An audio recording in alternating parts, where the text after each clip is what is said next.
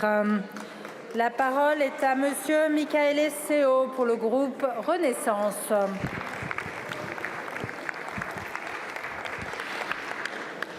Merci Madame la Présidente. Je m'adresse à Monsieur le ministre des Outre-mer sur l'enclavement des habitants de Wallis-et-Futuna. Ils sont victimes de problèmes majeurs de communication, tout spécialement les habitants de Futuna. L'avion est le seul moyen de sortir de chez eux. Nos liaisons sont aléatoires, irrégulières, difficilement programmables. Il faut tenir compte des réquisitions qui, à tout moment, peuvent intervenir. Les déplacements des malades, des étudiants, des professionnels, des administratifs sont périlleux. Et ceux de mes collègues qui viennent jusqu'à chez nous le constatent immanquablement. Il faut réserver 2 mois à l'avance pour espérer avoir une place. Le fret aérien est d'une capacité ridicule, tant pour l'interîle que pour l'extérieur. Comment les commerçants peuvent-ils importer? Comment les producteurs peuvent-ils exporter? Pourquoi ne sommes-nous pas desservis de vols cargo? Dans quelques jours, le prestataire de la desserte interîle va changer.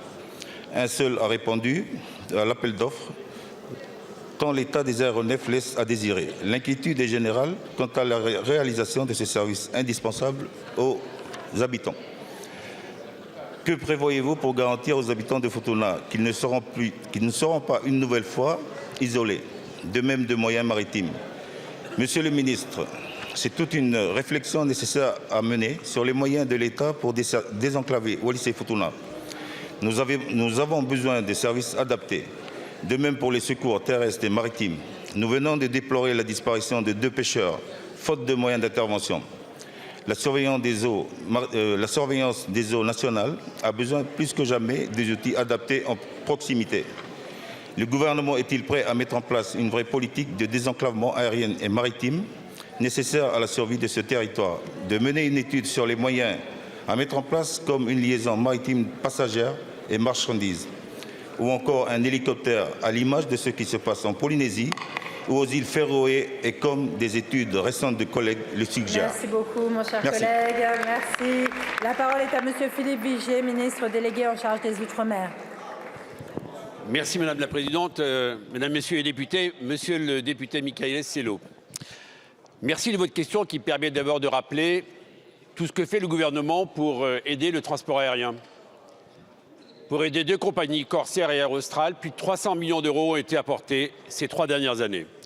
Deuxièmement, je permets de vous dire que concernant la desserte de Wallis-et-Futuna, vous savez très bien qu'il y a une délégation de service public, laquelle délégation était attribuée à Air Calin.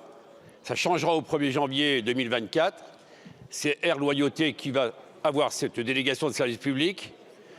La Direction générale de l'aviation civile, la Direction des Outre-mer sera là pour accompagner la transition entre les 2 délégations. Vous nous demandez ce que l'on fait. On finance 50%, 2 700 000 euros pour cette délégation des services publics. Donc vous voyez que Wallis-et-Futuna n'est pas oublié. Ensuite, vous parlez du transport maritime. Vous le savez, puisqu'on a eu l'occasion d'échanger sur cette question, et merci de l'intérêt que vous portez à ce problème du transport maritime pour les habitants de Wallis, de Futuna, à la fois pour les passagers, mais également pour le fret. Une étude est en cours, qui est financée intégralement par le ministère, 140 000 euros, et les résultats de cette étude, nous les connaîtrons à la fin du 1er trimestre 2024. Donc vous voyez que pour le transport aérien, pour le transport maritime, nous sommes présents. Et j'en profite pour rappeler qu'au titre de la continuité territoriale, le soutien passera de 70 millions à 93 millions d'euros en 2024.